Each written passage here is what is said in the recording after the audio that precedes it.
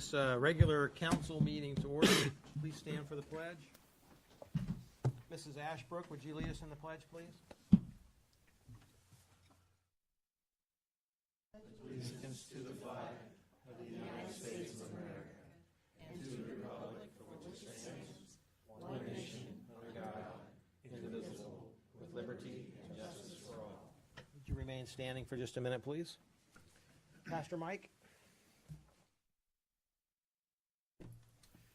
Would you please bow your heads and pray? God, we thank you for this time tonight as the council meets and city leaders and community folks. God, I pray that you would be with them as they go about the business of our city. Give them wisdom. Give them encouragement. Thanks for what they do. God, I also pray for those officers and those that serve in our community and just be with them and keep them safe. Thanks for loving us. We pray it in Jesus' name. Amen. Amen. Thank you, sir. Thank you. Okay, Kathy, roll call, please. Powell.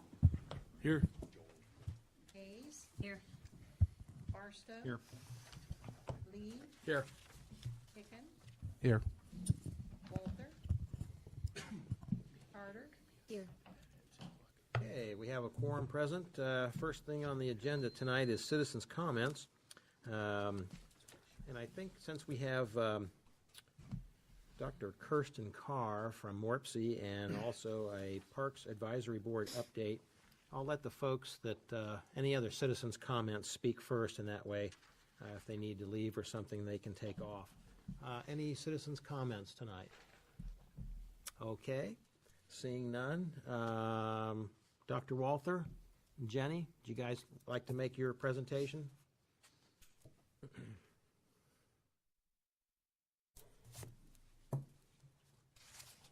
Good evening. Good evening. Good evening. Dr. Ann Walther, Pataskala Park Advisory Board member. In December of 2008, the city of Pataskala took the bold approach to get out of the recreation business.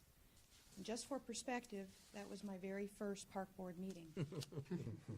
For years following, our parks were stymied with minimal maintenance. I recall discussions on how many times we should mow around a shelter, how much the grass should grow before we should mow it, and phone calls where I directed people to go to recreational programming outside of our community. 5 years ago, city leadership was discussing how to demolish the pool, a pool that now hosts a swim team, members who have recently been in our local paper, winning meets and setting records. Our community responded through overwhelming volunteerism, business and service organization support, and most recently, city leadership funding. Members of the Park Board have dedicated their service to keeping our parks alive through creative stewardship practices and community relationships. Groups like the Pataskala Lions Club, the Summit Station Lions Club, Tri-Village Church, Park National Bank, Watkins Boys Soccer Team, Grace Brethren Church, Impact City Church, and the list goes on.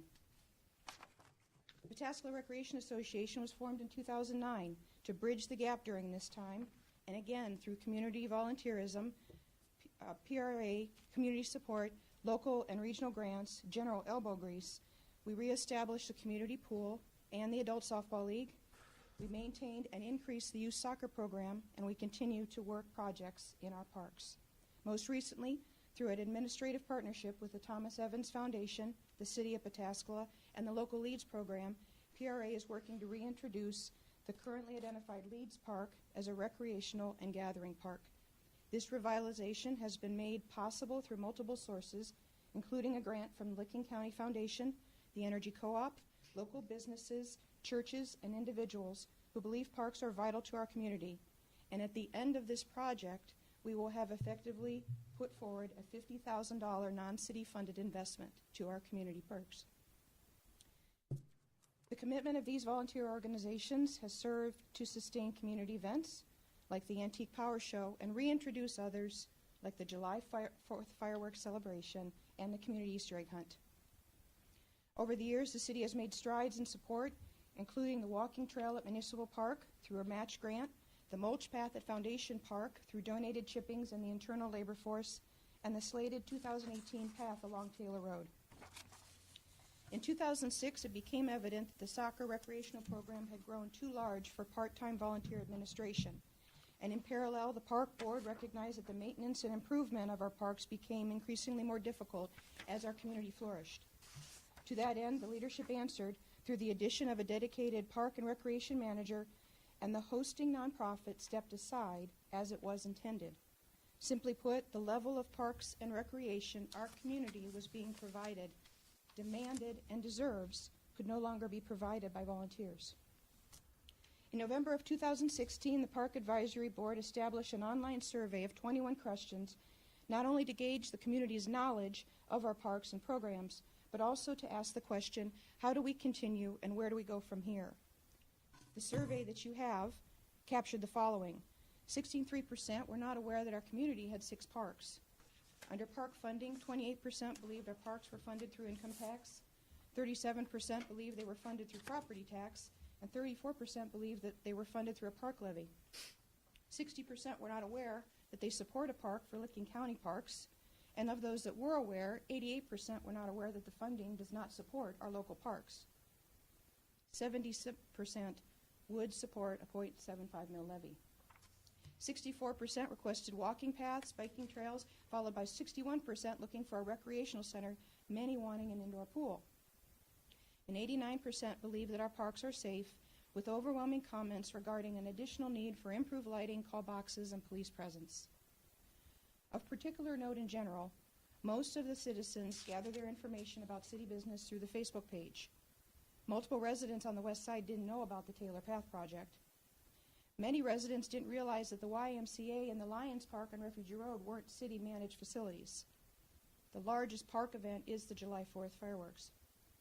Multiple residents desire a spray ground, and comments throughout indicated the desire to see facilities improved not only with walking paths and cycling trails, but also with children's playgrounds, dog parks, more up-to-date adult programming, and fully accessible facilities. So where do we go from here? A few no-cost and low-cost objectives: that we acknowledge the communication divide and address it immediately through increased presence in our social media. An example was the survey. It was free, and the board is grateful for the talent and dedication of the administrative staff, particularly Jessica Cumbo, for assisting us with creation and implementing this survey.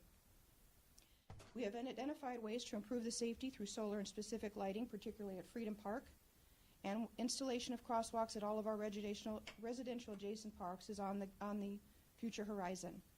We are also working to improve the overall appearance of our parks through the pond and wooded area management practices. These are slated in the 2017 CIP and beyond. Fundamentally, while the current model can't continue, it's the board's opinion and the confirmation of many that our local service groups and nonprofits will continue to support our parks and continue to assist our community residents, especially as our community addresses growth in the residential development and the business platforms. Friends of the Parks type of partnerships, and essentially that's what our community thrives on. But the key element that is necessary is dedicated funding. Funding that will clearly benefit our parks and their improvement, funding that cannot be redirected or removed, funding that will catalyze our parks in response to the demands of our residents, and funding that will serve to maintain and grow the sense of community that has been fostered over these last 9 years. For example, the cost of to asphalt the mulch trail at Foundation Park would be upwards of $120,000. To asphalt the walking trails at Carr Park would be upwards of $8,500. A new tot lot at Liberty Park would be at $38,000, and a shelter at Citizens Park would be $22,000. And PRA gained bids for our spray ground at the pool, replacing the wading pool. It was $134,000, not including the electrical and water upgrades. Now, I can provide you with multiple studies regarding parks and their importance in a community. Studies that speak to stormwater collection, reduction in urban heat effect, clean air, mental health, protection of natural ecosystems, and increase in private property values. I can tell you that quality parks and recreation is consistently cited as one of the top reasons that a business locates to a community. But more importantly, our own studies, reports, and surveys from 1993, 1996, 1997, 2002, 2006, 2008, 2014, and most recently, 2016 survey all demonstrate clearly that our community desires and acknowledges the importance of our parks. To that end, the Park Advisory Board is requesting City Council consider a direct revenue funding source to maintain and improve the quality of our park facilities and further the expansion of both passive and active programming in our community. Thank you. Thank you. Dr. Carr?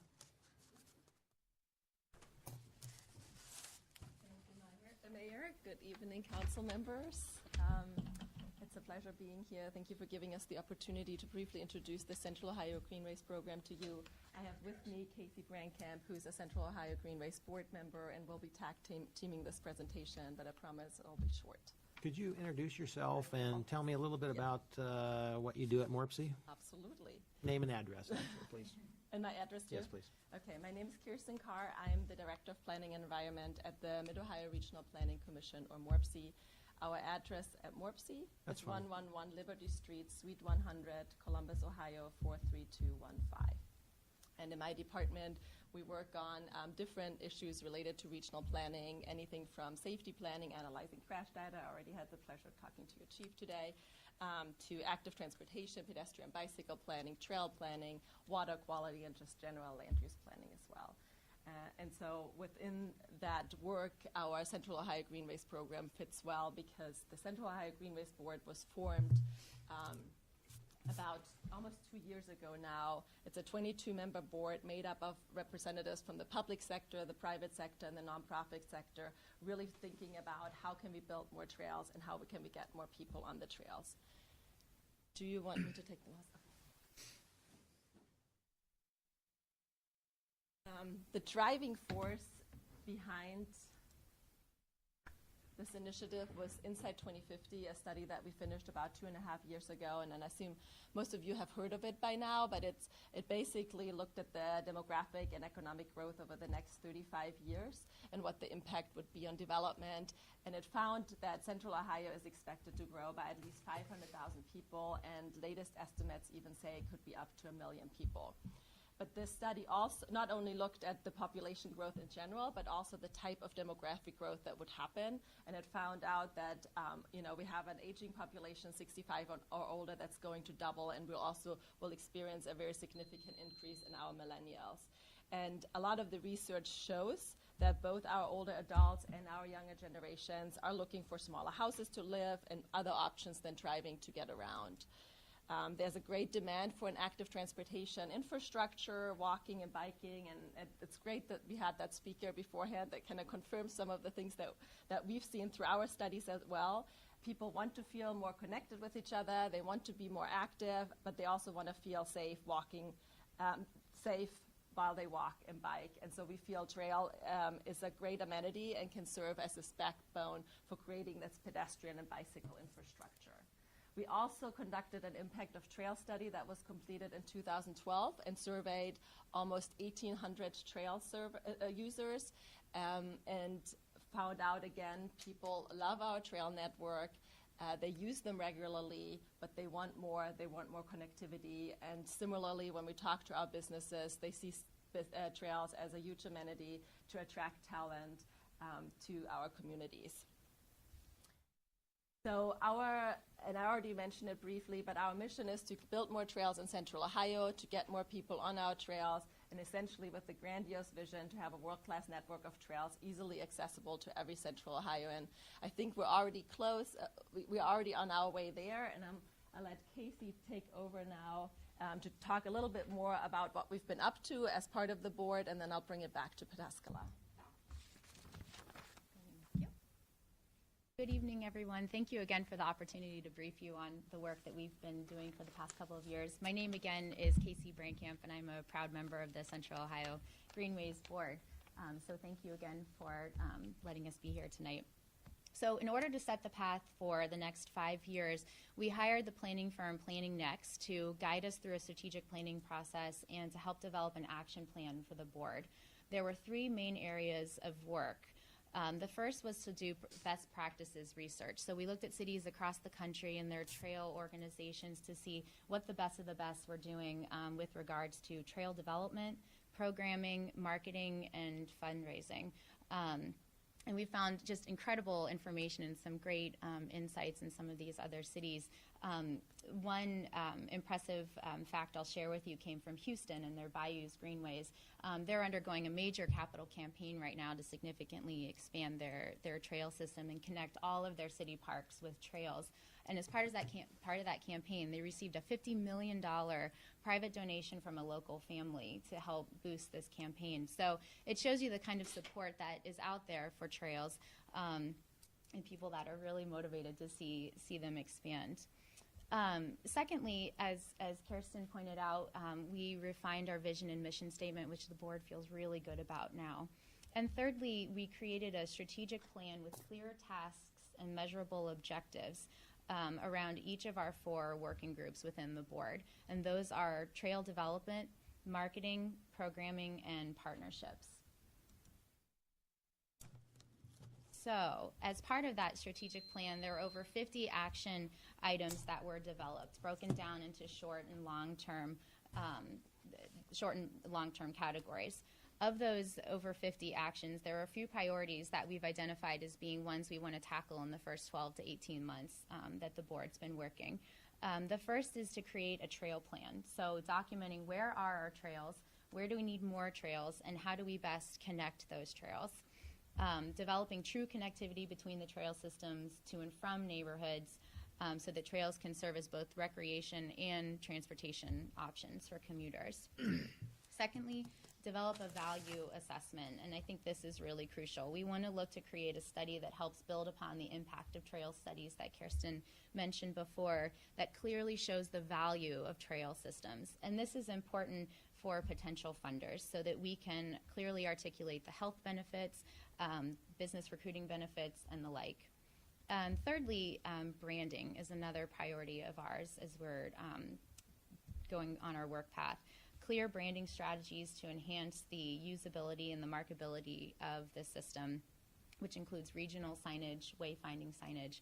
It also includes a new website, which we're working on now and will have launched in May, hopefully. So that'll be a great welcome mat for you to learn more about the Central Ohio Greenways as well.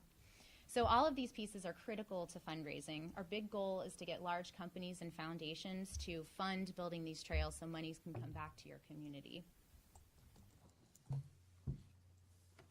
So you'll see on the map here the board's initial focus area, a 7-county region.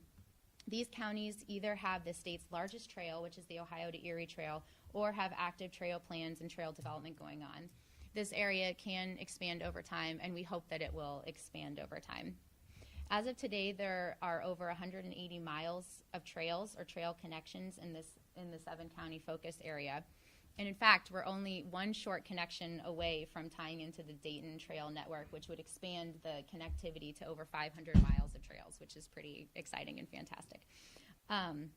But back to the eastern part of Central Ohio and your community, which sounds like cares greatly about its parks and greenways. I'll turn it back over to Kirsten to continue the presentation. So you see on this map just the major regional trails, not the smaller trails that exist also in Licking County. I know this is not complete. We're missing a few trails there.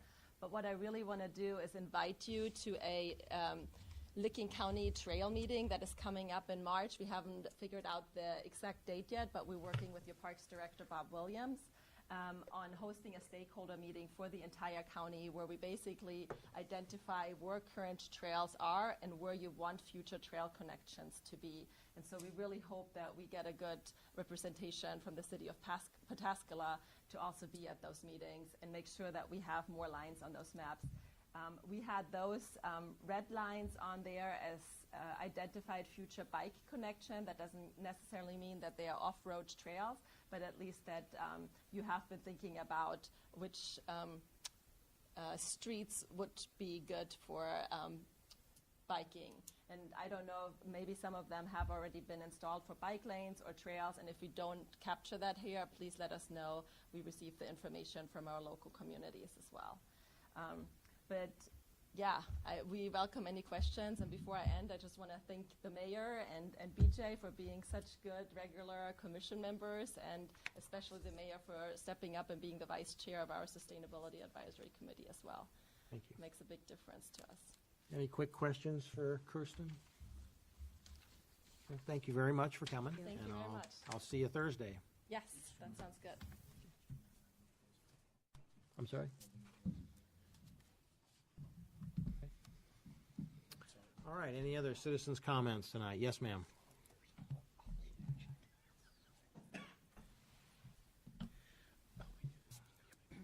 My name is Eileen DeRolf, 12520 Refugee Road, Pataskal, Ohio. First off, I certainly did not come here with anything prepared, so this is extremely extemporaneous right now. I do want to say to the Walthers, Ann and Andy, they have done a phenomenal job over the years guiding this community on the Parks and Recreation program without requiring much government assistance. And that can't be applauded too much. That said, there are all kinds of pieces of these last two presentations that make me just a little bit wiggy. Regional government is the opposite of a democratic republic. If you don't like what they do, good luck fixing it. One of your representatives may be on there, and you can yank that sucker out of there. But all the rest are still there. Unless you go to every single community and say, look, do you know what they're doing? Do you like what they're doing? Because we need to pull. And then you don't even get control of it anyhow, I don't believe. Because they've got all these nonprofits or whoever else that are unelected on there. So when you throw your hat in with MORPC or any regional government, you have no control over what they do. That said, if somebody said to you, would you like a new Cadillac? Would you like a new in-ground swimming pool? Well, sure I would, but these things have to be paid for. Bike paths can cost $1 million a mile. And then the question, and more if they're putting in the bridges over the interstates and all these elaborate things they're doing. And then you have to ask, who is going to pay when that thing needs repaved? How much will that cost your community? Of course they want all these amenities. But do these surveys ever ask? And that's where, and I've seen these surveys, and not Ant. And like I said, these Walthers are the best. But the question is, do these surveys have questions on like, given a choice of how your money should be spent, would you spend it first on roads and bridges where you get the most economic activity? Would you be the second, what would be your second thing? Police and safety? You know, is there a list? No, the ones I've seen, it's like, how much free stuff do you want? And there's no big discussion about how much it's going to cost or the future expense down the road. Now, I am just asking you, please don't make it about freebies. Make it about fiscal responsibility, and if there's any town that has a lot of roads to be dealt with and can't keep up with them, God knows it's you, and you guys try. But if you go too far down this path, it doesn't take a rocket scientist to figure out what these roads are going to look like. So if you don't ask your citizens where their priorities lie, you have done them a disservice. And I thank you for my time. Thank you. Anybody else wish to speak? Yes, sir.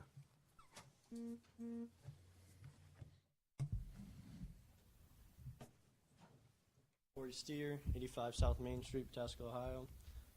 I just want to voice my support for the permanent fund for the parks. I think the city needs to maintain strong parks and recreation programs. They do a great job for fostering growth, responsibility, and leadership in the children in the community. I'm a great example of that. I got my start with BRA and the Walthers out through the Parks and Recreation program, and I want to see the recreation program stay strong within the city. Thank you. Thank you. Thank you. Anybody else wish to speak? Okay, introduction, discussion, and approval of consent agenda matters. So moved. Moved by Mr. Hicken, Second. seconded by Mrs. Hayes. Discussion and roll. Powell, Yes. Hayes, Yes.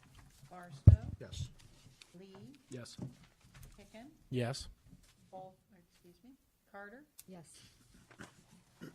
Okay, consent agenda passes. On to reports. Mr. Hicken?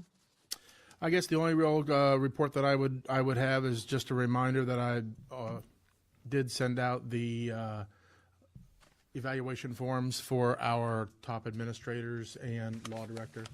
I put an arbitrary, and it is arbitrary. It just came out today. So if you have any problems getting it, please feel free to let me know. And I think I kind of arbitrarily, as I said before, said sometime at the end of March. I looked at when we sent it out last year, it was March 3rd. Sent it out today at March 6th. So if there are any questions about that, I mean, it is the exact same form. So, and if I understand, I'm getting a look or two from council people. I think it went out around 4 o'clock. Okay. So, and if you didn't get it, just let me know. I'll be happy to send it, or if we're having problems with the file, print it and bring it to you. And that's all I have. That's all you have? All right. The only thing I had tonight, just a couple quick things. We recently had, last week, I think it was BJ and I attended the Grow-Licking County Investor Breakfast, and we picked up some of the end of the year reports on what Grow-Licking County worked on in 2016. You'll find those on your desk. And don't mean to steal your thunder, but next I think it's the 20th. March 20th, yeah. Nate Strum will be here to answer any questions and have a small presentation on what's going on with Grow-Licking County. Also, I had received in the mail, I don't know if you folks got it too, but the discussion on the May 2nd primary election ballot to put the tax levy to pay for the 911 services. If you'll recall, we went roundy round with this, stood up for ourselves, went down to the county, and when they were getting ready to charge us per call on fire and rescue and 911 services, enough folks did go down and voice their opinion to the point where they've scrapped that deal, and they're going to put on the ballot in May to, I think it's a 1 mil 5-year levy, would cost $35 per $100,000 household, and that's the route they're going to go. So hopefully that will go that way, and we won't have to worry about our police budget anymore, knowing whether we'd have to work on that or not. So I thought that was good news in a way. I think that's all I have. Mr. Zetz? I have nothing. Mr. King? Thank you, Mayor. I just have a couple items for council. Also on March 20th, Chad Brown from the Licking County Health Department will be here to provide an update on the septic inspections program. He will be speaking that evening. Also on your desk are 2 draft ordinances. As we discussed at the last meeting during Brian's presentation, providing 2 examples. One is an outright prohibition of the cultivation, the processing, and the dispensaries of medical marijuana. The other one is an example of how it could be crafted if we wanted to prohibit some, none, 1, maybe not 3. What we chose to go with, for no reason other than example, is prohibition of cultivation and how we would go about doing it. We prohibit, or permitting cultivation, but prohibit the processing and dispensaries. As Brian mentioned at the last meeting, May 6th, the cultivation rules go into effect. So if we were going to take action on this, we would want to do it by April 3rd. That would give us an opportunity to waive readings that evening if we chose to do so, and it would still take effect after the 30-day referendum period prior to the May 6th. So we'll be following up with council members to see what direction we would potentially like to go. The last thing I just wanted to mention, the city and the school districts continue to have discussions about a comprehensive compensation agreement for our corporate park. We met just last week and working to schedule another meeting, and I am hopeful in the very near future to be able to bring something to council for consideration. And I'm happy to answer any questions that council may have about those items or about any legislation upcoming. Anything for Mr. King? Thank you, BJ. Mr. Nicholson. Thank you, Mayor. I'd like to give recognition to Janice Smith, Finance Manager, who has done an outstanding job. We've had a lot of walk-in traffic, taxpayers wanting assistance. She'll come in at 7 o'clock in the morning and meet with people. She'll stay till 5 o'clock if somebody can't get in. So I give her a lot of credit for all the hard work she does. She gets a lot of, I get commendation letters from and emails from people who have been helped by Janice. So I want you guys to be aware of the kind of work she's doing. Taxes are never the fun part of the job, but it's a necessary part of it, unfortunately. On the agenda tonight, there's a supplemental that we'll be amending. Tanya has asked out of the court computer fund to pay for they've upgraded the software, and so the annual maintenance renewal came through, and it was higher than what we planned for. These are funds that are restricted. They're court computer funds. They're when defendants come into court, they're assessed a certain fee that goes into this fund, and we can only use it for the computerization of the court. So that's the change. We're going to take $2,500 of that and pay for her maintenance agreement on that. And then the other piece of legislation, at the request of the council president, worked with Rita and the Municipal League to draft language. As I've mentioned in my report before, the governor's budget has proposed centralizing collection of net profits tax. Now, not individuals, but this would be business net profits by the state. And we're really concerned about that because it becomes a slippery slope once they start getting the camel's nose in the tent. Then where does that go down the road? And the fear that we have with what has historically with the local government funds and the potential for the loss of local control over our income tax. So that's proposed for council's consideration tonight, and that's all I have. Happy to answer any questions. Anything for Jamie? I'd have to echo, obviously, what Janice does. I mean, when you hear reports that when a resident calls you and tells you that Rita says, why don't you call Janice at the city and get that She gets question those calls. answered. So that just goes to show. So, anything for Jamie? Okay. Nathan. Yes, thank you. Wanted to let you know, and I didn't get this report until Friday afternoon after the reports went out.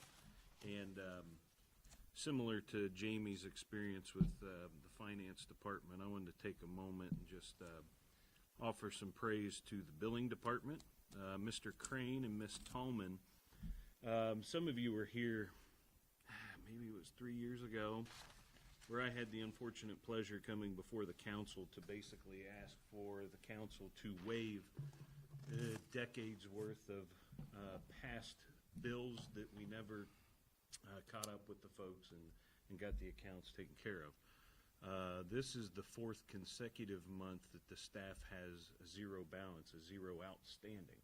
So from that standpoint, I would like to think that if we were a customer base of 6,000 accounts, we would still have that same type of customer service. It just shows diligence on their part to, actively pursue these people, not in a tax collector way, but just to make sure that we have all final balances paid. What happened in the past is we don't track Social Security numbers, so if you become our customer, the ordinance is set up that the bill is with whoever owns the property. So in people moving, leaving, selling houses, picking up houses, there's a lot of communication in our office to make sure that folks are squared up. So I'm very happy with that because I don't want to come back to you guys and ask for $6,000 of forgiveness. And in this time and era where we work with every dime that comes in, I think it shows a lot of effort and responsibility. So couldn't be happier with that. So if you see them, Stephanie or Steve, just give them a tip of the hat if you wouldn't mind. I have a question. Yep. This is a really crazy question. I've heard your name pronounced 14 different ways. Can you please tell me how to pronounce your last name? It's Coy. Thank you. Thank you. I'm a year and a half late on that, but That's okay. I say it different every time I talk to you and hoping that at some point I will have said it correctly. No, it's, Koi. I've become immune to it. Like a as young fish. man, and- Koi yes, fish. Koi fish, exactly. You got Thank it. you. Someday I'll drop the E, but not until my father passes. How about that? That's okay. You're cool. And what's our current customer base? 3,200 accounts. 3,200. Well, I can remember my dad and mom having lively discussions, balancing a checkbook with 5 people. So to say that you had a zero balance and everything's on the up and up and everybody's happy, and that's fantastic. I can't take credit for it, sir, Well, as much as I'd like to. I'll certainly rap on the glass and say hi to those folks. They would appreciate that. All right, very good. Anything else for Nathan? Mr. Haynes. Thank you, sir. Just one update to my report, and that's on the ramp. We did take some pavement cores where we weren't sure of the depth and how we wanted to move forward on that. All those came back decent except one. Turns out on Applewood we only had 2 asphalt and 3 inches of gravel underneath of it, which actually kind of fortified our position to overlay that one. So we've got a pretty good cost estimate. I met with Jobs today. We're going to add a couple of things here and there, but engineers estimate is about $600,000. In the approved budget, we have $650,000. I'd like to stay right there where we're at, just in case bids come in a little higher, and some contingency in the project so that hopefully don't run over. And the last part with that is I put in my report requesting a streets committee meeting prior to the next council meeting, such that we can advertise for bids on April 3rd, if that is all I have.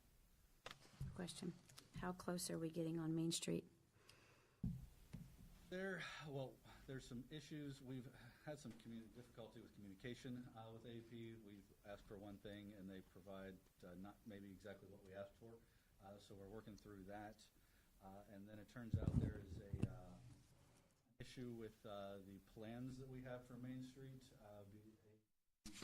Can't seem to find, has a difficulty with where the right-of-way is located with regard to the center line on those plans. So they are working with Stan Tech to resolve that issue.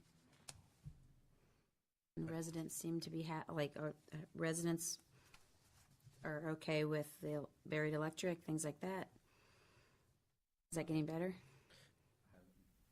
What our plan, once we get exactly what we need from AEP, showing each lot where where they're going to request an easement, our plan is to go directly to those folks and have an opportunity to sit down and talk to them about it. We had the open meeting with them and just had a couple people show up. I wouldn't say there was any opposition. At that point, there were some concerns maybe with what people want to review what was in the agreement with AEP.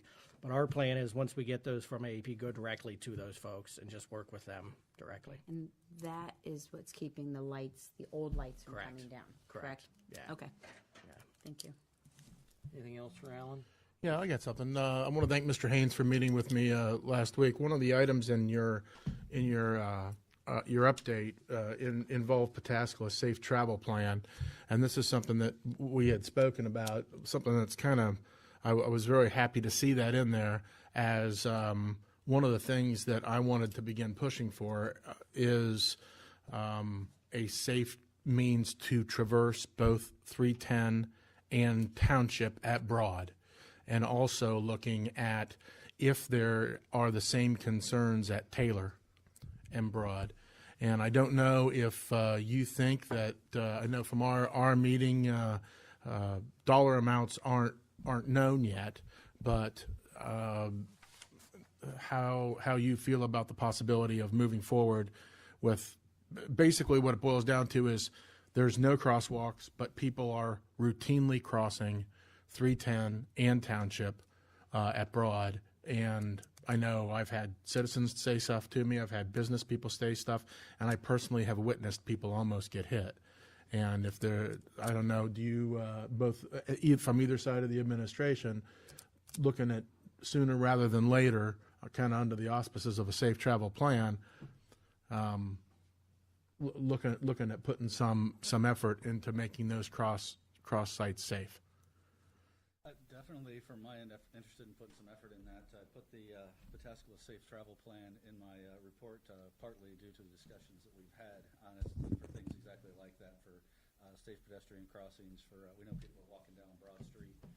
I came close to hitting a guy the other night, actually, dressed all in black, walking right along the white line. So getting some sidewalks or something out there to alleviate that concern would definitely be good. And To your point, pedestrian facilities crossing those two legs of the Main Street and Broad intersections would be a great thing. I have engaged Jobs Henderson to look at what it would take to money-wise to get those done. I've not got numbers back from that yet, so I hesitate to guesses as to what that might take. We had considered possibly putting it into the ramp, but I think we're kind of late in the game to try and do that, and the cost might be more than what we could spare with the way we've got the ramp so far. But there are potential savings from the ramp and potential savings from our salt budget this year, since we haven't had to use much salt. I'll move forward with something. Yeah, that's good. My only concern would be I'd like to see it sooner rather than later. I wouldn't want to say, well, we'll do it in November. I mean, it's happening now. The sooner I think we can get to it, but also have it done with an eye towards making sure we're not going to be liable. Right. I mean, that's obviously a concern as well. And we had a discussion just as recently as today with Jobs Henderson about it. You know, with spring approaching, we're going to be doing painting on streets. Yeah. If we're going to do something, we'd want to try to capitalize on that opportunity. I would. So I'm really that's high on my list for all three of those intersections. One further thing on that, like we had discussed, just painting lines on there might not be the greatest thing, because as you mentioned, liability. If we're inviting people to walk there, we should have the proper facilities, pedestrian heads. Most likely curb ramps would be required as part of that to meet ADA requirements. Thank you. Mrs. Carter? I just want to thank President Hicken for making sure you included Taylor and Broad in that. And also Summit and Broad is another intersection. So making sure we're looking at them across town is appreciated. Okay.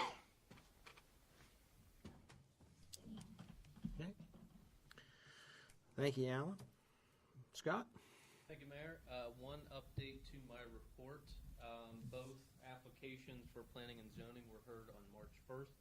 Both of those applications were conditionally approved. The second application listed, ZUN 17002, is scheduled for a public hearing before council in April. And I'd be happy to answer any questions. Anything for Scott?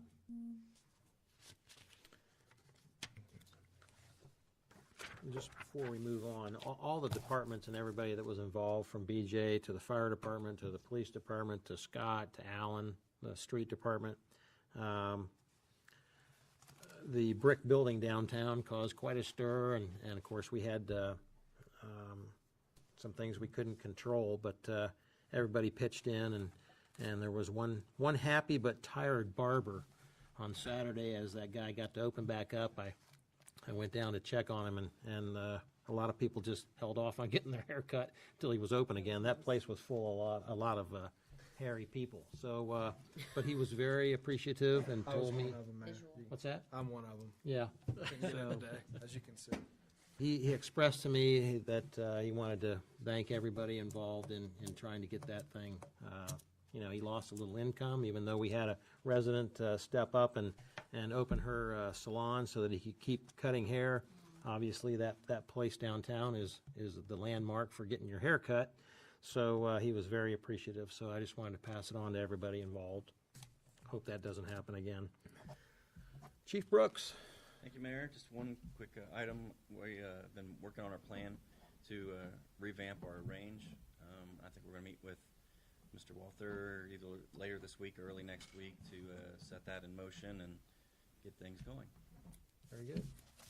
Anything for Bruce? Committee chair reports.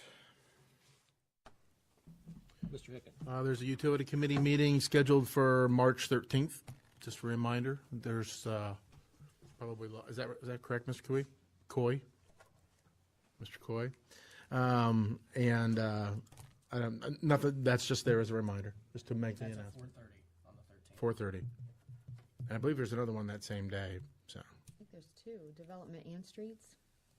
I know there's a development. I don't think just development. Yeah, There's just development at development. 3. I didn't know if we backed it up to each other. Okay. Yeah, development at 3, and then utilities at 4:30 on the 13th. Development at 3 and utility 4:30. Okay. Any other committee chair reports? Yes, sir. Kathy, do you know, we probably have some applications we need to look at for the Ag Committee. Should we get something scheduled? I don't have anything yet. Okay. I know We were contacted on Friday about another application that is coming in, Okay. but I don't have it yet. You just keep me posted on that. Thank you. All right, on to unfinished business. Ordinance 2017-4280 for a third reading. So moved. Moved by Mrs. Carter, Second. seconded by Mrs. Hayes. Kathy, when you're ready. Ordinance 2017-4280. This is the third reading, and ordinance amending Chapter 1207 of the codified ordinances of the City of Pataskala and repealing all other ordinances and parts of the ordinances in conflict therewith. Any discussion? Need a motion to adopt? Motion to adopt ordinance 2017-4280. Second. Motion by Mr. Hicken, Second. seconded by Mr. Lee. Discussion and roll. Barstow, Yes. Lee, Yes. Hicken, Yes. Carter, Yes. Powell, Yes. Hayes, Yes. Ordinance passes. Ordinance 2017-4276 for a second reading. So moved. Moved by Mr. Hicken, Second. seconded by Mrs. Carter. Kathy, when you're ready, second reading. Ordinance 2017-4276. This is the it's the second reading. An ordinance to rezone properties located at 72 North Hazelton Etna Road, parcel number 064-309-102-00.000 and 144 East Broad Street, parcel number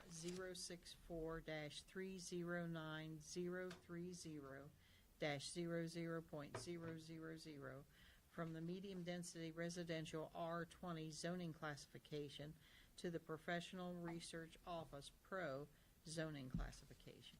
Any discussion? Okay, ordinance 2017-4281 for a second reading. So moved. I'm sorry? Moved by Mrs. Carter, Second. seconded by Mrs. Hayes. Kathy, when you're ready. Ordinance 2017-4281. This is the second reading, an ordinance to make supplemental appropriations for current expenses and other expenditures during the fiscal year ending December 31st, 2017. Discussion? Mr. Mayor? Yes. I'd like to make a motion to amend ordinance 2017-4281 by substitution. Got a motion to amend by Mr. Hicken, Second. seconded by Mr. Lee. Discussion? And roll on the motion to amend. Carter, Yes. Powell, Yes. Hayes, Yes. Barstow, Yes. Lee, Yes. Hicken, Yes.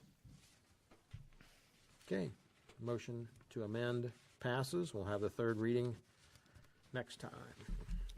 Let's see, Resolution 2017-022, a resolution strongly opposing provisions of the State of Ohio Governor's proposed 2018-2019 budget, which proposes a centralized collection of net profit tax returns and other provisions related to the municipal income tax, which will cause a substantial loss of revenue needed to support the health, safety, welfare, and the economic development efforts of Ohio municipalities.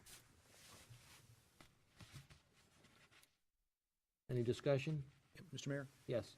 Yeah, I'm a little conflicted on this because as a councilman, we're always trying to maximize fairly our tax revenues. But as a small business owner, I can tell you that the local income tax collection, especially if you work or do business in different cities, is really burdensome because of the rule that Ohio has that if you work more than, and I think it's 20 days in a city, you have to pay income tax there. So I file probably 4 or 5 different municipal income tax returns because I end up working in or doing business in different cities, and they're all different. All the forms are different. Some cities, Whitehall, for example, has on their the tax on the tax part of their website has a way you put the numbers in and it calculates it for you.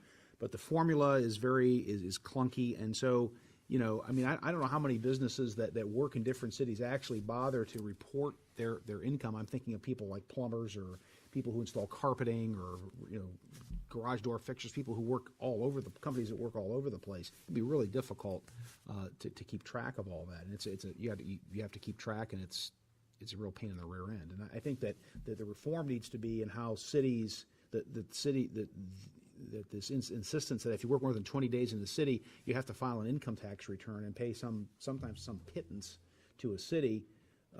That's the part that needs to be fixed, as opposed to the centralized collection. However, I can tell you this, from the small business owner's perspective, centralized collection makes a whole lot of sense, because if I can use the Ohio Business Gateway and pay all of my income tax with just a few clicks on my mouse, that's going to make it a lot easier. I spend hours calculating all these different, because there's a formula you have to calculate, and it's a nightmare to do it that way.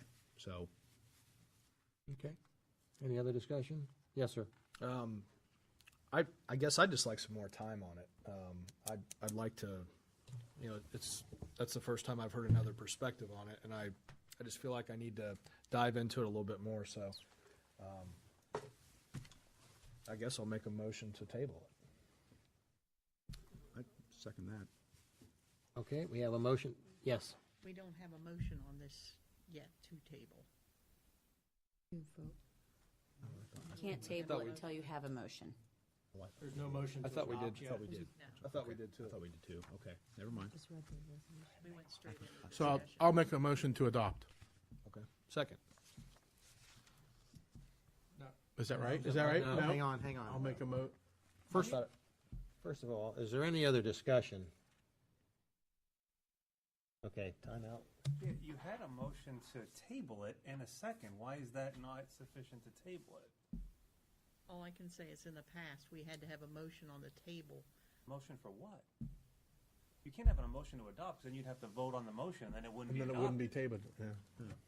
I'll go with the motion to table is sufficient and the second to table it. Okay. That motion's pending. Any discussion on the motion to table? I don't think you can you? And who moved and seconded on the motion? I made the motion to table. Mr. Barstow seconded. Okay, we have a motion and a motion. We have a motion to table, and it's been seconded. Roll call on the motion And to the table. second was Me. Barstow. Howe, Yes. Hayes, Yes. Barstow, Yes. Lee, Yes. Hicken, Yes. Carter. Yes. Motion tabled. Resolution tabled. On to other citizens' comments. Anybody else wish to speak tonight? Yes, sir. Name and address, please, sir. Gay Thompson, 227 John Reese Parkway, Pataska. I want to take this opportunity to thank the council, police department for all your support. This Thursday will be 1 year that I lost Sharon, and everybody has been very good morale factors for me, and I sure do appreciate it. And that's all I got to say on that before it's... Thank you. Very good. Thank you, sir. Thank you. Any other citizens' comments? All right, Mr. Lee? Yes. Mr. Mayor, pursuant to Ohio Revised Code Section 121.22G3, for a conference with an attorney for the public body concerning disputes involving the public body that are the subject of pending or imminent court action, B.J. King, Brian Zetz, and John Albert, attorney, are to be included in the executive session, and pursuant to Ohio Revised Code Section 121.22G4, preparing for, conducting, or reviewing negotiations of bargaining sessions with public employees concerning their compensation or other terms and conditions of their employment. B.J. King, Brian Zetz, Jamie Nicholson, and Jeff Stankunas, attorney, are to be included in the executive session. Okay, I have a motion to go into executive session. Second. Seconded by Mr. Barstow. Discussion? Yeah, I just want to make clear that those are two separate, but they'll be in the same. Two separate, and we will be going upstairs. So the second list of people would not necessarily be sitting in the first executive session. That's it. Roll call, please. Barstow, Yes. Lee, Yes. Hicken, Yes. Carter, Yes. Powell, Yes. Hayes, Yes. Okay, motion passes. Upstairs, folks.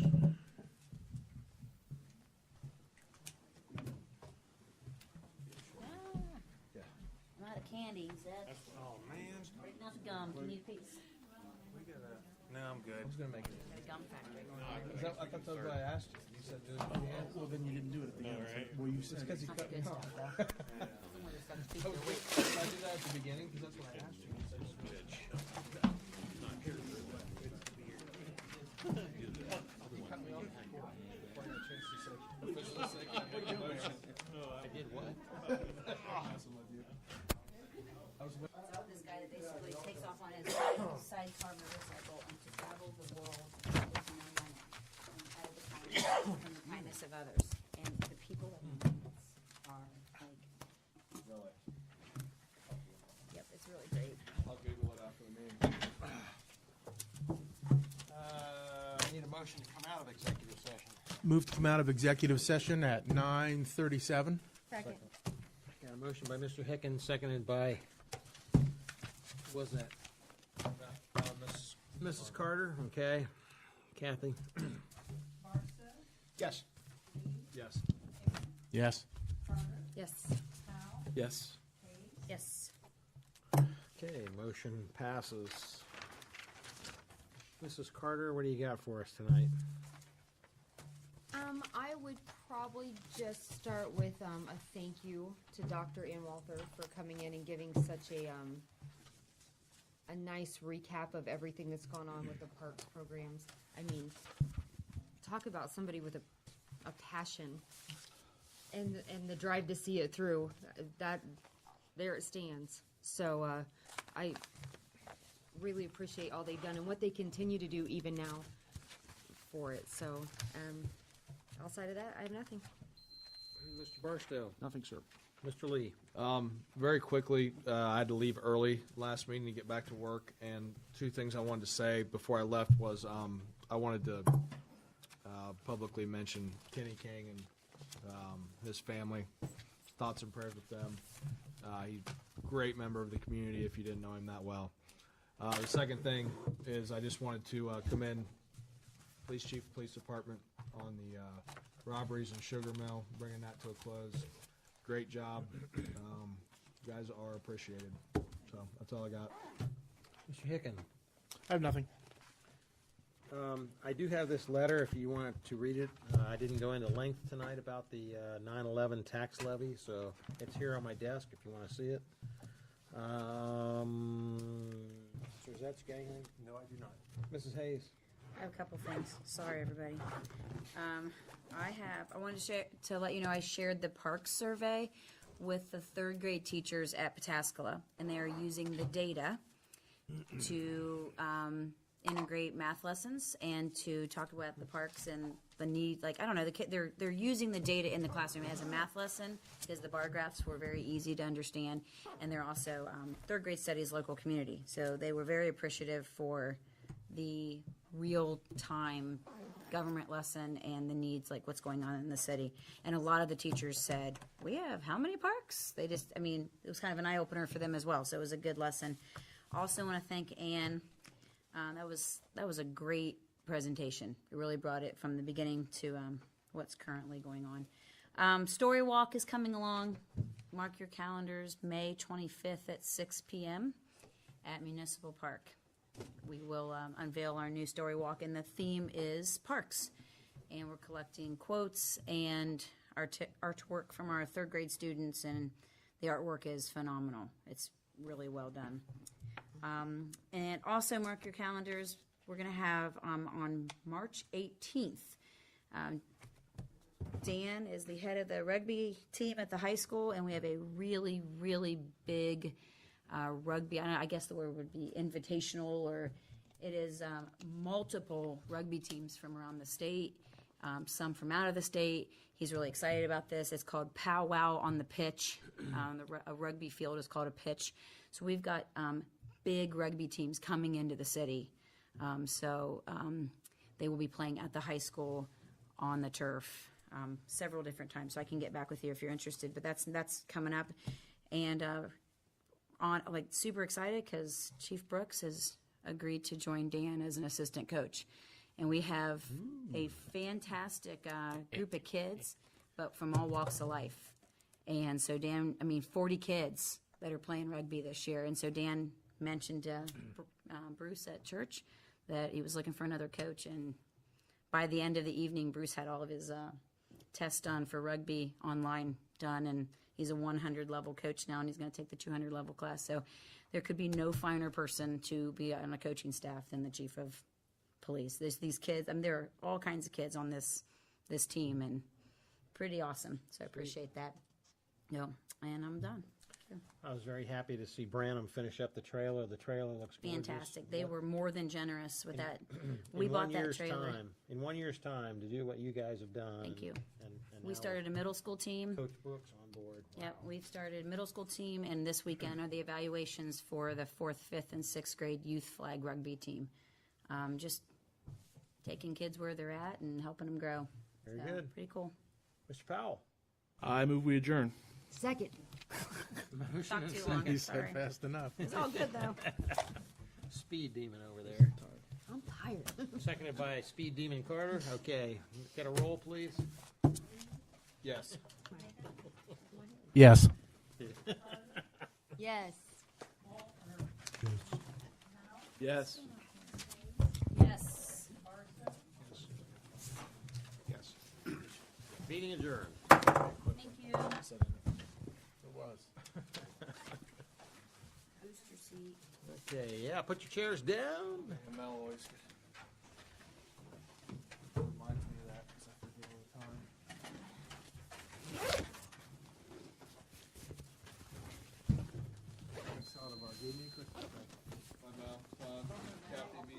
Bye, Tommy. Hey, Tommy, I need to catch up with you sometime. Yeah, call me tomorrow.